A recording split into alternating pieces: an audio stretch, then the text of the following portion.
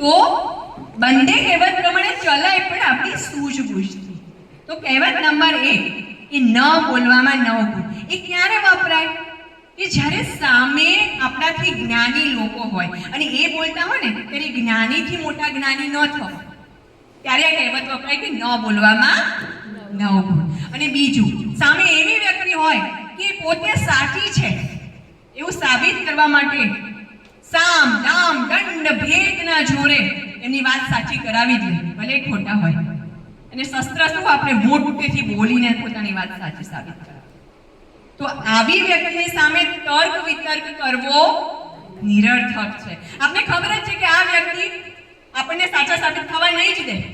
એવું જ સાબિત કરશે કે હું જ સાચો છું, હું જ સાચી છું. તો આવી વ્યક્તિની સામે ડીલ કેવી રીતે કરવાની? આવી વ્યક્તિ એવું કહે ને કે આજે તો મેં હાથીને ઉડતા જોયો, તો આવી વ્યક્તિની સામે તર્ક વિતર્ક ના કરે કે હાથી તો ઉડતો હોય. આવી વ્યક્તિને એવું જ કે હા આજે સવારે મારા ઘરની બારી પર બેઠો હતો, મેં ત્યાંથી ઉડાડ્યો એટલે તારા ઘર બાજુ આવ્યો. એટલે એને ખબર પડી જાય કે આને ખબર પડે છે. આવી વ્યક્તિ સામે આવી જ રીતે ડીલ કરાય. તો આ સમયે મૌન સૌથી મોટું શસ્ત્ર છે. અને બોલે તેના બોર વેચાય. કહેવત ક્યારે વાપરવી? કે જ્યારે નિર્ણય આપણા જીવનને લક્ષીને લેવાતો હોય, જે નિર્ણયમાં આપણા જીવનની આખી કહેવાય ચક્ર જોડાયેલું હોય, ત્યારે બોલવું જરૂરી છે. આપણા જીવનલક્ષી નિર્ણય લેવાતા હોય, ધર્મની રક્ષાની વાત હોય, મર્યાદાની વાત હોય, ત્યારે બોલવું જરૂરી છે.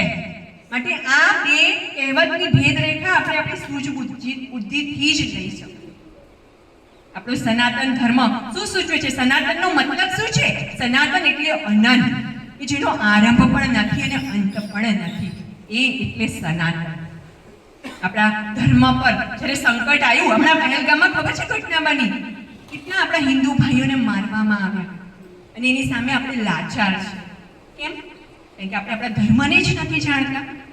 આતંકવાદીને કોઈ ધર્મ સાથે લેવા દેવા નથી હોતો, આવું કહેવામાં આવતું. પણ આ વખતે એવો એક સ્પેશિયલ આપણા ધર્મને ટાર્ગેટ બનાવ્યો અને એમના ધર્મના જ્ઞાનના જોરે આપણા ભાઈઓને માર્યા. કે તમને કલમા આવડે છે? નથી આવડતી એટલે એમને માર્યા. જે હિન્દુ ભાઈઓને કલમા આવડતી હતી ને એમને નતા માર્યા.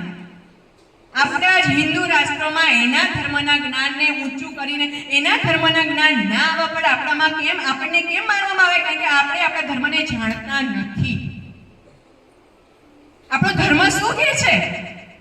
જો આપણે આપણા ધર્મને જાણતા હોય ને તો ખબર પડશે કે ભગવાન માત્ર મંદિરમાં નથી, ભગવાન માત્ર મૂર્તિમાં નથી, સૃષ્ટિના કણ કણમાં ભગવાન છે. આજે જો જાણતા હોય તો ધર્મ વિરોધી તત્વને આપણે જવાબ આપી શકીએ કે તમે અમારા મંદિરને તોડ્યા કારણ કે અમે એમાં પૂજા કરવા જોઈએ છીએ, તમે અમારી મૂર્તિને તોડી કારણ કે અમે એમને ભગવાન માનીએ છીએ. તમે ભૂલી ગયા કે અમે તો સૂર્યને પણ પૂજીએ છીએ. હિંમત છે તો એનું તેજ ઓછું કરીને બતાવો. અમે તો ચંદ્રને પણ પૂજીએ છીએ. હિંમત છે તો એની શીતળતાને ઓછી કરીને બતાવો. અમે તો નદીને પણ પૂજીએ છીએ. હિંમત છે તો એને સૂકવીને બતાવો. અમે તો પર્વતને પણ પૂજીએ છીએ. હિંમત છે તો એને હલાવીને બતાવો. અમે તો જમીનને પણ પૂજીએ છીએ. હિંમત છે તો તમારા કબ્રમાંથી માટીને કાઢીને બતાવો. અમે તો અગ્નિને પણ પૂજીએ છીએ. હિંમત છે તો તારા ઘરના ચૂલાને તારા હાથે ઓલાવીને બતાવો. આ જગતને ચલાવનાર જગત પિતા, જેને અમે પિતા કહીએ છીએ, હિંમત છે તો તારા નામના પાછળ તારા પિતાનું નામને હટાવીને બતાવો. આ આત્મવિશ્વાસ સાથે આપણે સનાતન ધર્મને ઉજાગર ક્યારે કરી શકીશું? જ્યારે આપણને સનાતની જ્ઞાન હશે ત્યારે. આપણે ક્યારે કહી શકીશું કે તમે અમને માર્યા પણ અમારી હિંમતને નહીં મારી શકો? આવું ક્યારે કહી શકીશું? જ્યારે આપણામાં સનાતની જ્ઞાન હશે. આપણા પૂર્વજો જે પાળિયા થઈને પૂજાય છે, આપણા સનાતન ધર્મની રક્ષા માટે હસતા હસતા પોતાના પ્રાણ આપ્યા અને આજે પાળિયા થઈને પૂજાય છે. આજે એમને પણ પસ્તાવો થતો હશે. ભલે આપણે એમની યાદમાં શ્રીફળ વધેરીએ છીએ, પ્રસાદ કરીએ છીએ, અષાઢી બીજ મનાવીએ છીએ, પણ એટલાથી સંતુષ્ટ નથી.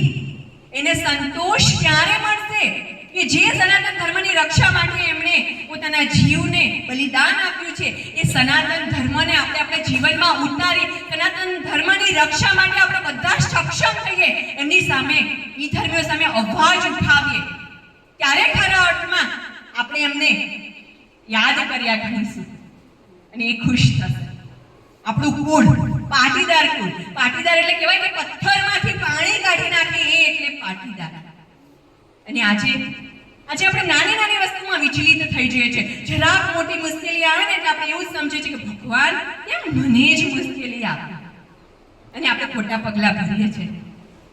અરે આપણા કુળનું જો જ્ઞાન હોય ને તો આપણે ખબર પડે કે આપણો કુળ એટલે પથ્થરમાંથી પાણી કાઢી નાખનાર કુળ, તો આપણે કેમ હિંમત હારી જઈએ? આપણે દેવોના દેવ એવા મહાદેવ કે જેમના ભરથાર છે એવા માં ઉમિયાના સંતાન છે, તો આપણે કેમ આપણી માં ને લજાવી શકીએ? એમને જે સંસ્કાર શક્તિ આપણે આપેલા છે એને કેમ આપણે ભૂલી જઈએ?